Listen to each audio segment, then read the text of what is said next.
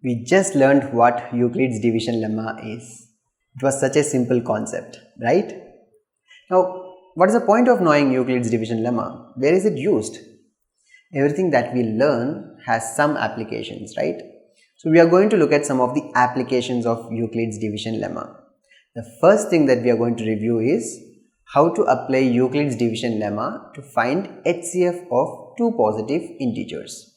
We have already learned how to find HCF or highest common factor in our previous grade. In this video, we will see how to apply Euclid's division lemma to find HCF of two positive integers. Let's look at a simple example. Let's say we want to find out the HCF of 36 and 15. First, let us look at the step-by-step method of finding the HCF using Euclid's division lemma. Afterwards, we will discuss why this method works. Alright, so let's get started. We are now going to find the HCF of 36 and 15. So straight to step 1. Express the greatest of these two integers in units of other.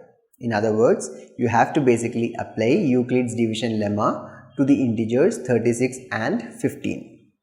When I do that, I can express 36 as 15 times 2 plus 6.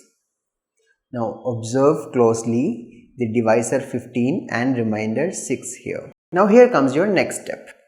Express 15 in units of 6.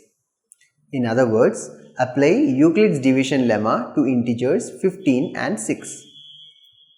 When you do that, you will get this as 15 is equal to 6 times 2 plus 3.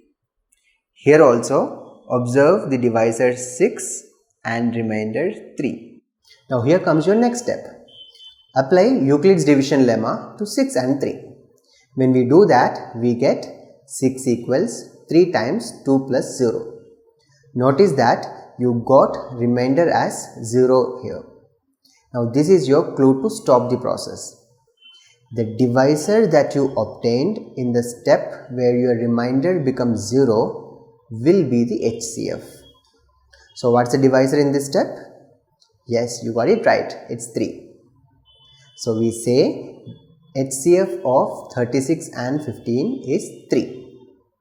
Now this step-by-step process of finding HCF of any two integers using Euclid's division lemma is known as Euclid's division algorithm. But have you thought about why this method works? Let's quickly see that as well. We have already learned that any number c can be expressed as c equals dq plus r, where r is less than d and greater than or equal to 0. Now when we write any number in this form, we can actually prove that HCF of c and d is equal to HCF of d and r.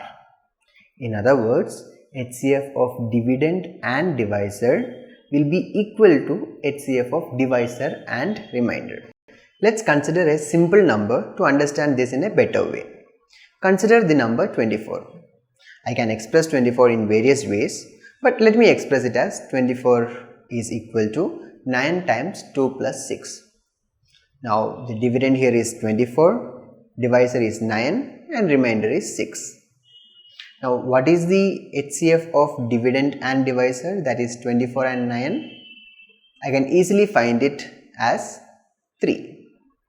Similarly, I can also see that the HCF of divisor and remainder, that is HCF of 9 and 6, is also equal to 3. Let's look at a different example. I can write 24 as 8 times 3 plus 0. Here the dividend again is 24, divisor is 8 and remainder is 0. Now what is the HCF of dividend and divisor, that is 24 and 8? It's simple, right? You can easily see that it is 8. Similarly, what is the HCF of divisor and remainder, that is 8 and 0? Again, the HCF here is 8. So isn't that simple? So whenever you are writing a number as c equals dq plus r, always remember that HCF of c and d will be equal to HCF of D and R. Now what is your next step? If you get remainder as 0 in the first step, your divisor itself will be the HCF. If remainder is not equal to 0, you apply Euclid's division lemma to divisor and remainder. And what's your next step? You continue applying division lemma to divisor and remainder until the remainder becomes 0. When the remainder becomes 0, the divisor that you get in this step will be the HCF. That's it. That's how you find HCF of two numbers by using Euclid's division algorithm. Now, some of you might be thinking, I can always find HCF of two numbers by the conventional method that I have learned in my previous grade. So why I have to use Euclid's division lemma?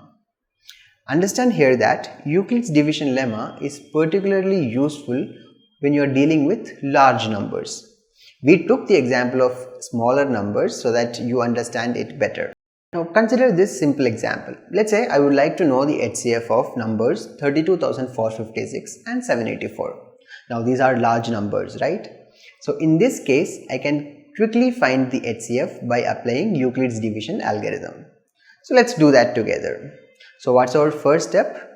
The first step is to apply Euclid's division lemma to numbers 32,456 and 784. When I do that, I can express 32,456 as 784 times 41 plus 312. Now here the remainder is not 0, so I have to keep on applying Euclid's division lemma to divisor and remainder. When I do that, I will reach a point where the remainder is 0. The divisor at this step, that is 8, will be the HCF of 32,456 and 784. I hope you have now gained enough skills to find HCF of any two positive integers by using Euclid's division algorithm.